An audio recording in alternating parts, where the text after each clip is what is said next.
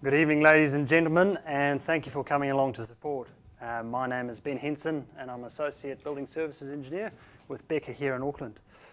And it gives me great pleasure to share with you one of the projects that's formed a significant portion of my life, a good 5 years. A good 5 years, and how that project has shaped my career to where I find myself today. Affectionately known as the Med School, the project was the $240 million upgrade of the Auckland Faculty of Medical and Health Sciences. The project would essentially see the doubling of the net floor area and the university move into the top 1% in the world. In 2007, the project kicked off.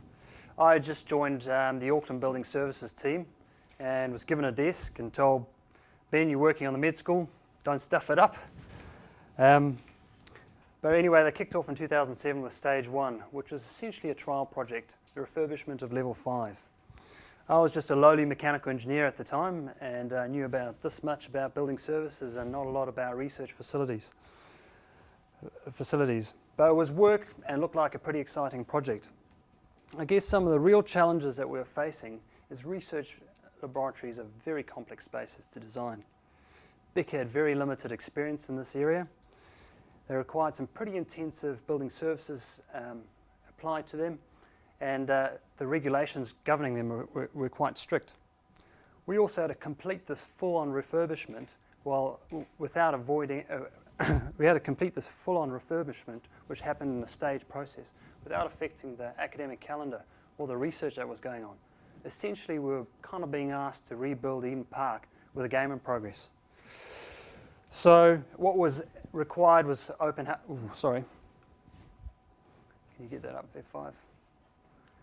What was required was open heart engineering. Well, we successfully completed the first trial stage, which was the refurbishment of level 5. This laser refurbishment of level 5 across these 3 buildings here. Acted as a good trial project. But as a young engineer, one thing that struck me, it's one thing to design something and it's another thing to build it.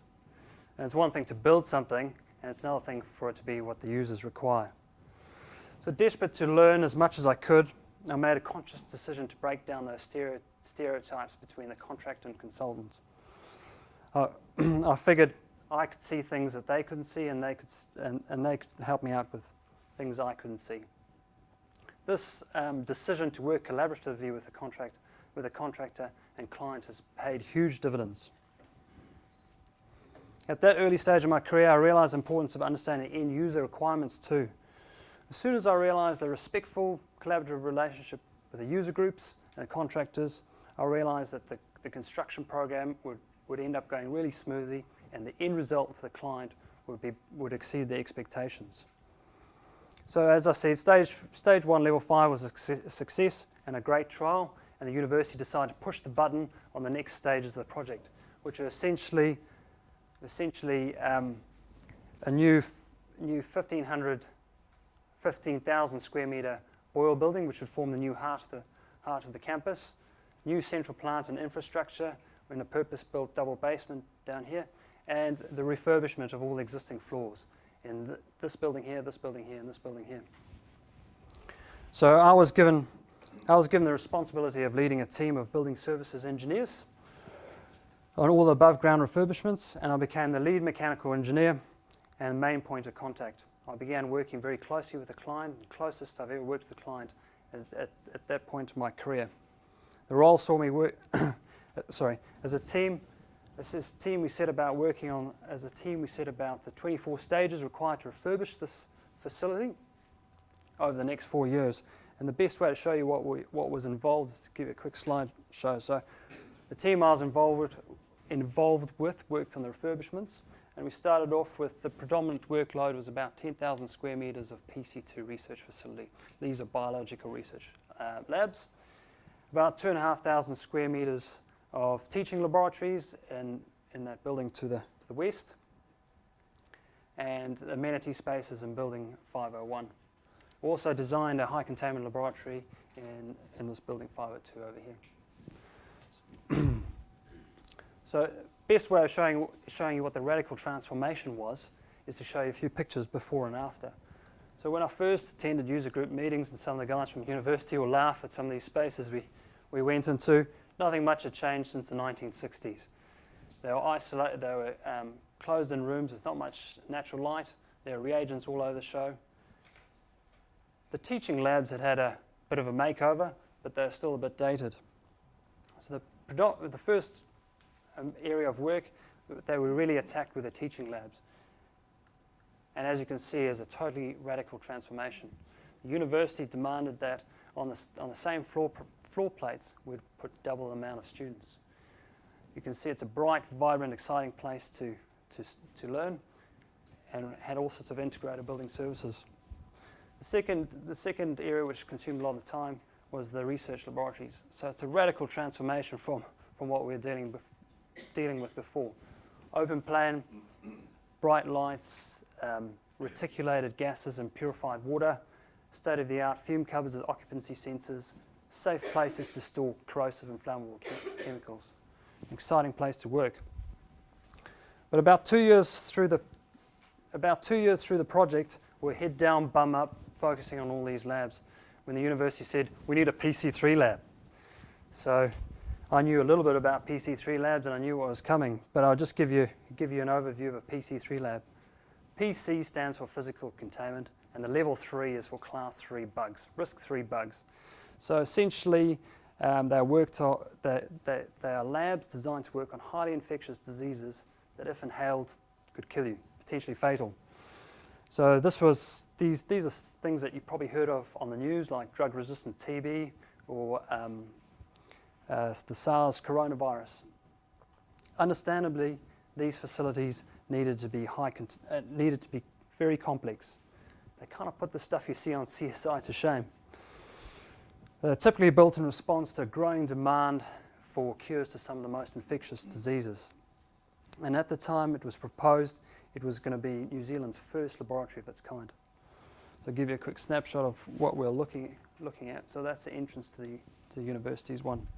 So you can see a massive challenge, a massive hurdle to overcome. So I enrolled in a specialist course in Australia, flew over there for 5 days, but I just became more frightened by the minute when I realized only about 10% of these things pass certification. There's no ways I was going to, we knew we were up against it, and it was a challenge, but I really thought we had to crack this because we couldn't get it wrong. These things cost about $50,000 a square metre to build. That's sort of 10 to 15 times what it costs to build your home. But I saw it as a challenge, but also a massive opportunity to design New Zealand's first one, and quite potentially one of the best ones in the world. So I enrolled in this course in Australia, as I said, and got more frightened by the minute. And I realised only about 10% of these things pass their certification. And how could I design something like this for a university and cost them X million dollars and just be a white elephant? It was totally inconceivable. So we reached a make or break moment, and we were in. I wouldn't be talking to you about it if we didn't get on with it. So I looked at some similar labs, got stuck and looked at some similar labs, poured over the course material, looked at all the standards, and I thought, let's get on with it. So how did we go about designing this? Firstly, there was a commitment to technical excellence. We brainstormed ideas, found out new ways of doing things, but I took this philosophy of collaboratively working with the contractors to a whole new level. We looked at new innovation, new technology, and came up with some pretty cool things. Secondly, we're committed to a due diligence process. I went on a risk identification and mitigation crusade. I wasn't going to leave any stone unturned. Thirdly, we consulted with the user groups. Ultimately, these guys working in these labs on these infectious diseases are putting their life on the line. Their input to this was phenomenal. And finally, we took time out to understand the client drivers. Let me assure you, we weren't the only anxious ones here. The university did their fair share of nail biting on this one. The guys coughing up the money were pretty worried about this thing. And it soon became apparent that I really needed to empathize with the client, understand their drivers, and create a lot of certainty that we are minimizing the exposure. Anyway, we built it. Here's some more pictures of it. We built the lab, and when it came to certification, We invited one of Australasia's most respected certifiers to fly over and test and certify us on behalf of what was then known as MAF. Well, he was well impressed. As I said earlier, only a very small percentage of these laboratories pass in their first go, and it's almost unheard of for them to pass the first time, like ours did. It was a massive buzz, a massive relief, as you can imagine. He was so impressed, he invited me over to speak at the ABSANS Biosecurity Conference in Melbourne, and it's kind of snowballed from there. This laboratory forms an Australasian benchmark, and is now a centrepiece of the ABSANS conference, will be held in Auckland later this month. Just a month ago, as Dave said, it won the ASENS award. In conclusion, it was an incredible project to be a part of. It has formed a good 5 years of my life, and the conscious decision I made early on, to work collaboratively and respectfully with the client has paid huge dividends. It's seen me lead the engineering services delivery on the new Wiri $300 million Wiri men's prison, and New Zealand's first PPP of its kind.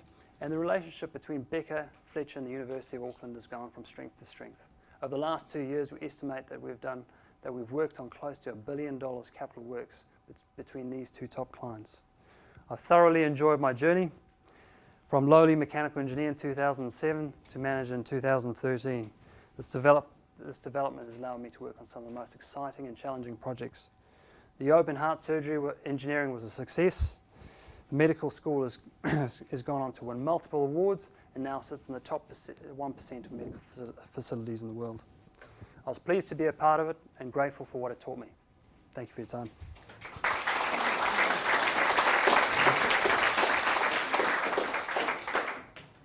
Excellent. So, questions for me?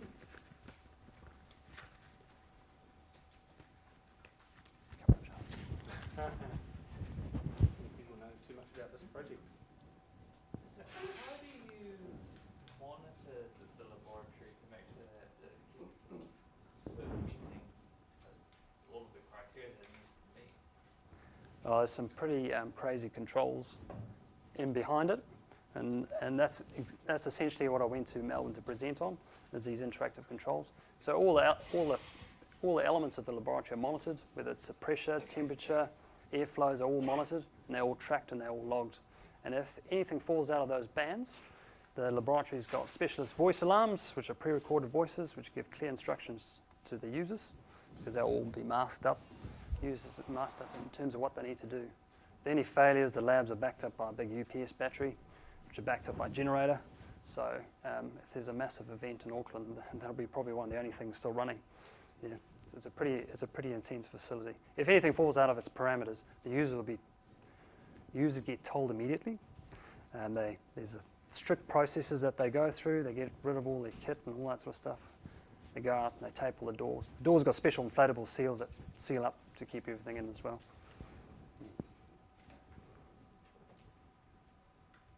Questions for me? I'll pick one off. What learnings have you taken from the process on this to apply to work? I think I stressed those quite strongly there. Essentially, my decision to work very collaboratively with a contractor was breaking down those stereotypes. How I got my role on Wiri was essentially because I received a resounding endorsement from the Fletcher guys I worked with on the med school. So when you take time to think what you can learn from each other, whether it's the user groups, whether it's a supplier providing a chiller or these HEPA filters or whatever, when you take time out to learn from those guys, you learn a lot. And I guess that was my greatest learning, and I think to a certain extent it's been the success of the Wiri design process. Through that design was this extensive collaboration with the contractors. How can we do things smarter? What stuff is out there that we're not using at the moment? Yeah. And one of the things you haven't touched on is the interactive diagnostic panel. That's totally a new thing for the users to be able to monitor the status of the laboratory and its components, etc. Can you elaborate on that? Because that is where normally only the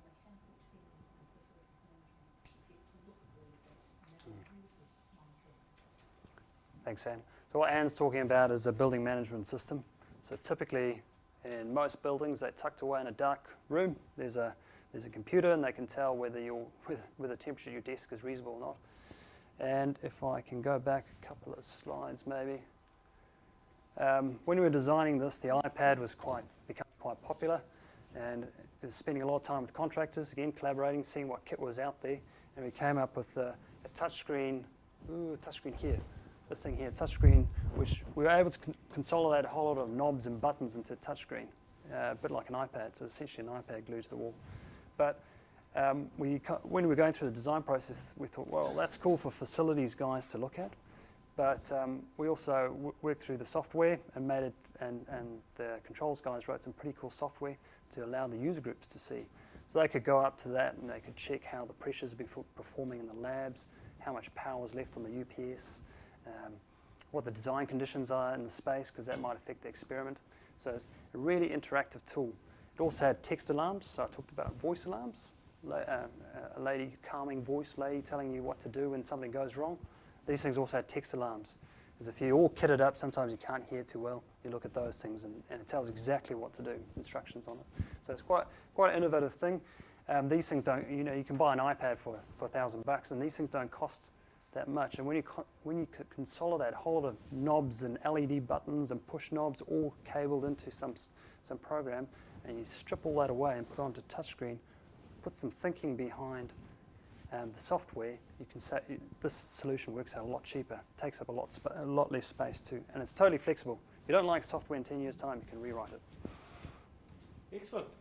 Thank you Thank very you. much.